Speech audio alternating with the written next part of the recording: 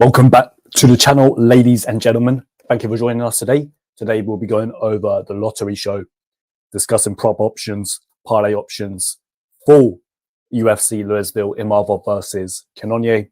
Sorry this video is a day late or two. I know nobody cares about my excuses, but I caught a cold again. So the video had to get delayed for a day or two. So yeah, anyways, without further ado, let's get right into it.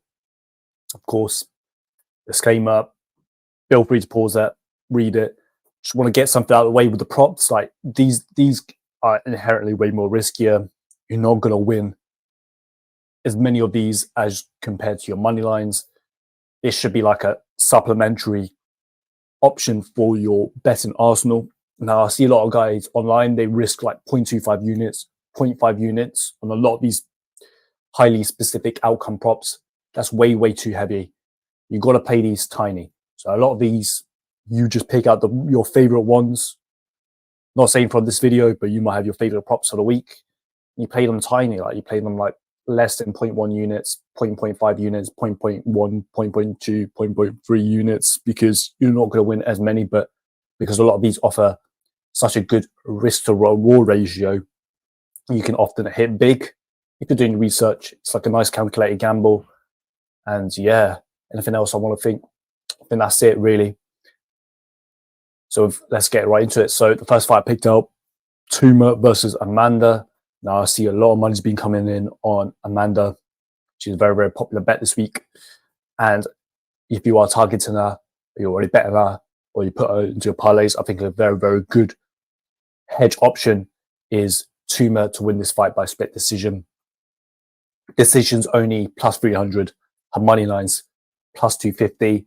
So that doesn't really give you much margin or like room for improvement.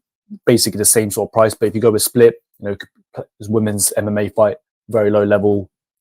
This fight could easily go to a split. So I think that's a very, very good head option for this fight. Personally, I'm going to lean towards Amanda securing the victory in this matchup. Next fight we have here, we've got Taylor Lapilus versus Cody Stamann. Now, Taylor Lapilus, a lot of money's been coming in on Taylor Lapilus, and I do agree with the team. I do think he should be favoured to win this fight. But Cody Stamann is a game opponent. And if Cody Stamann does win this fight, I don't think he's going to be able to finish Taylor Lapilus, because Taylor Lapilus on the ground, he's got very, very good takedown defense, a very, very good get-up game. And I think it can be very, very difficult for Cody Stamann to have large periods of grappling success. And I have a hard time seeing him knock out Taylor. So I think some very, very good hedges for this fight is Stamann by points and Stamann to win this fight by a split decision.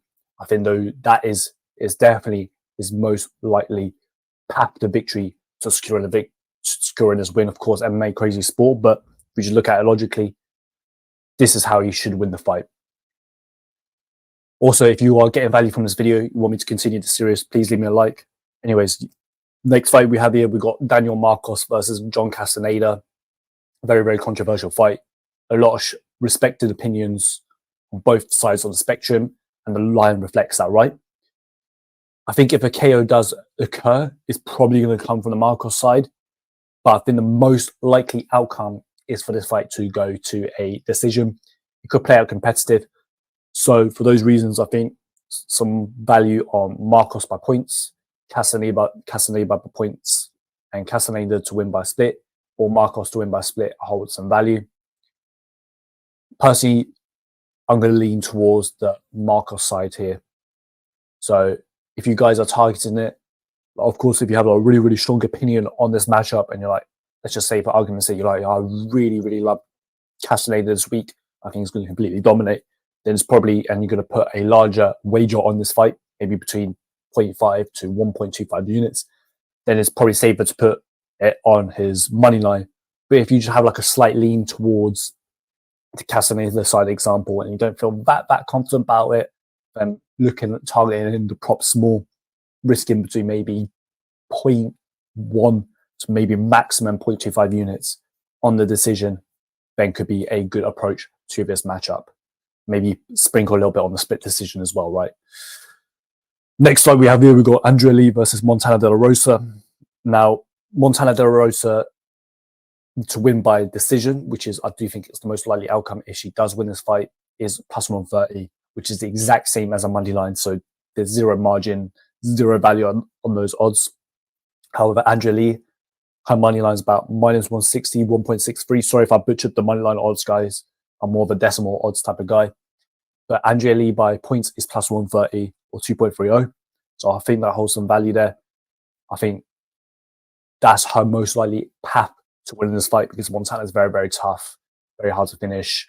She's got durability, and Andrea Lee is not really much of a finisher.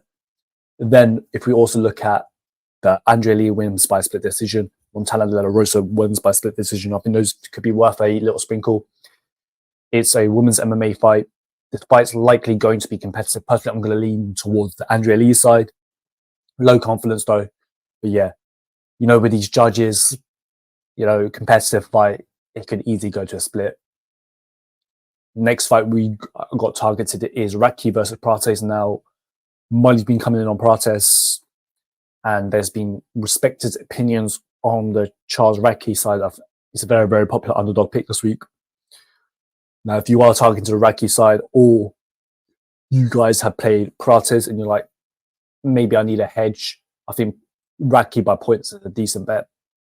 I think it's going to be hard for Radtke to secure a finish against Prates. Of course, these two are likely going to collide or clash, and it could be a very, very chaotic fight. So I don't feel mega confident about it, but I think Radtke by points could be a possibly good hedge, or if you just want a little sprinkle on the fight or a little bit of action and you lean towards Radtke's side. Likewise, I think Prates is a guy who's always live for a KO, and if a KO does occur, is statistically most likely going to occur in round 1, but that's only like plus 200, so it's not really great odds. But Prates wins in round 2, plus 400. Prates wins in round 3, plus 700. I think those lines hold a little bit of value. We saw in the Giles fight, it's clearly losing, but he was able to find a kill shot. I think Prates is a guy who's always dangerous and always live to land a knockout blow. So if you guys are targeting, I actually quite like those props. I might have a little sprinkle of those. Prates wins round 2, round 3 myself. Obviously, you've got to pay these smaller, right? You can't go crazy big on them. Next fight here, Soriano versus Miguel Baeza. Now, this fight is favored to end inside the distance, and the unders around minus 250, I believe, around 1.42. So I looked at that and I was like, I think there's some value on Puja wins in round 1, Puja wins in round 2, Puja wins in round 3. Of course, if a KO does occur from the Puja side, the most likely outcome is round 1. So that's probably the one that I'll put a little bit more on if I was targeting this fight from a better perspective. But with Baeza's durability concerns, 2-year layoff, then he could possibly get a finish of round 2, round 3. Of course, Puja is a guy who swings heavy. Then likewise, I think there's some value on the Baeza wins in round 2, round 3 props as well. I see a lot of talk about Baeza possibly securing a submission, which I could definitely see happen. So Baeza's, no joke on the mat. He's got some skills, Puja gases. Then you could secure a finish in round 2, round 3. So I think those props hold a little bit of value. So those are props I picked out. And because the under 2.5 round is so heavily favored, you kind of have to look outside the spectrum. And I think these hold a little bit of value. But at the same time, I can see this fight getting very, very messy, and it could easily go to a decision. So I do think this fight carries a lot more risk. Next fight we got here, we got Julian Marquez versus Reese. Of course, this is another fight similar to the Puja fight, where I think this fight could easily get very, very sloppy. It could easily go to a decision, but the under 2.5 rounds and the fight doesn't go the distance is around odds of 1.17 when I last checked, which is around minus 1,000.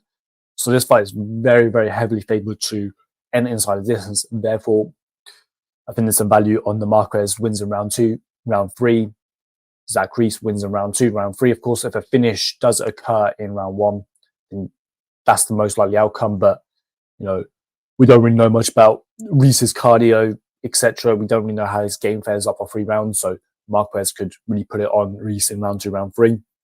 Likewise, if you guys think Reese is a truth and is a real deal, then he could definitely get a finish on Marquez. I think that's probably his most likely outcome and path to victory. But yeah, this, even though the fight doesn't go the distance, it's very, very heavily favored. like I said, guys, with the unknowns with the Reese side, and I could easily see this fight going to a decision just because it could easily get sloppy, etc. But the under's definitely got to be favoured.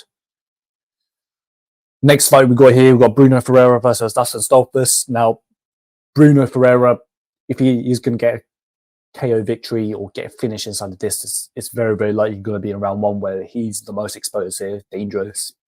Of course, we got some unknowns with the cardio aspect, but I definitely feel like he should be the favourite in this matchup.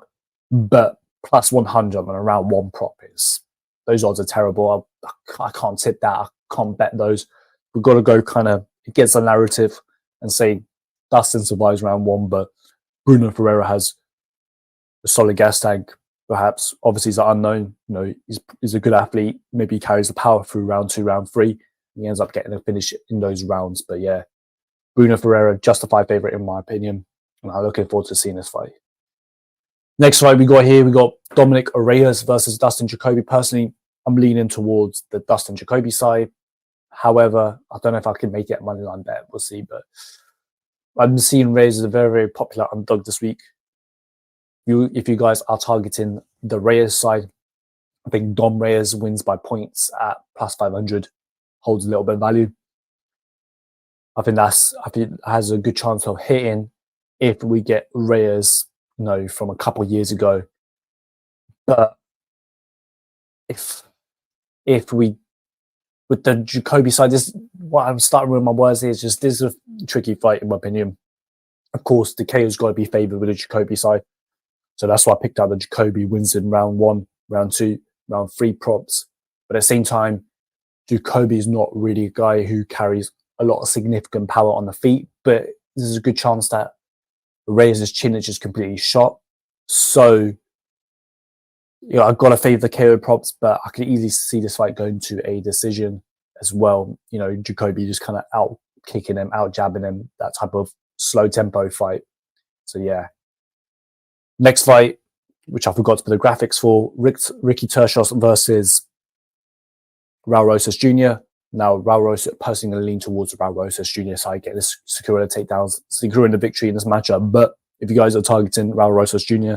from a moneyline perspective, I think some good hedges for this fight is Tershos wins by points and Tershos wins by split decision, because I think Raul Rosas Jr. is very, very hard to finish, and I don't really see Tershos as much of a finisher and much of a finishing threat in this matchup. So yeah, those are some props that I would target. And if you want like a hedge, you know, you want a hedge, or maybe you guys lean towards the Tershos moneyline side, you're saying, look, this Raul Rosas Jr. kid is unproven, he's a fraud, etc. Then I think his most likely path is going to be a decision victory. But personally, I have to lean towards Raul Rosas Jr. side, but I don't really see much value in his props. Next fight here, we've got the main event, Cannonier versus Imavov. Now, this is a tricky fight to predict. I could easily see a finish. If we see a finish in the late rounds by Cannonier, round 3, round 4, round 5, I think those props hold some value, but at the same time, I could see a potentially early finish from Imavov while he's the freshest, most dangerous. And Cannonier was getting hurt in round 1 against Marvin Vettori, so I do have some concerns about his durability, but I'm going to have a slight lean towards this fight going to a decision. The betting market agrees with me for this fight going to a decision, as it is the slight favourite, and so do the bookies. So for those reasons, I picked out Imavov wins by points, Cannonier wins by points, and Cannonier wins by split decision plus 650. Imavov wins by split decision plus 600.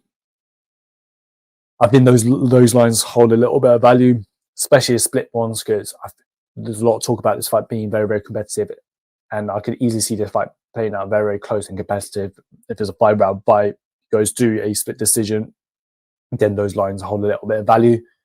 But at the same time, you know, I don't want this to be a cop out or anything like that. But at the same time, I could see an early finish from the Imavov side or a potentially late finish with the Cannonier side. But I think Imavov has a very, very, very good chin. So I do favour this fight going to a decision. And this is my lottery ticket parlay. We've got Dos Santos, Mora, Andrea Lee, Taylor Lapilus, Daniel Marcos, Ludovic Klein, Carlos Prates, Julian Marquez, Bruno Ferreira, Raul Rosas Jr., Dustin Jacoby, and Nassourdine Imavov. And I'm going to put 0.01 units on that to potentially win 2.3 units. Of course, treat these as a lottery ticket. Like, you're not going to cash many of them, but yeah, a little bit of fun, a little bit of gamble. And I hit like one or two a year with these. So hopefully, put some extra units in your pocket and keep the bankroll going, keep the bankroll flowing. Of course, stating the obvious here, like, don't go crazy with the lottery ticket parlays. That's what the bookies want you to do. Most of your betting strategies should be on moneyline singles and having good risk management and good bankroll management with those single bets. And the lottery ticket parlays, props, are just a little bit of action, little bits of good risk to reward ratio on your money. And yeah, keep it sensible, long-term game, keep grinding, watch your bankroll grow over time. Be patient, be disciplined. And yeah, don't let the emotions get to you.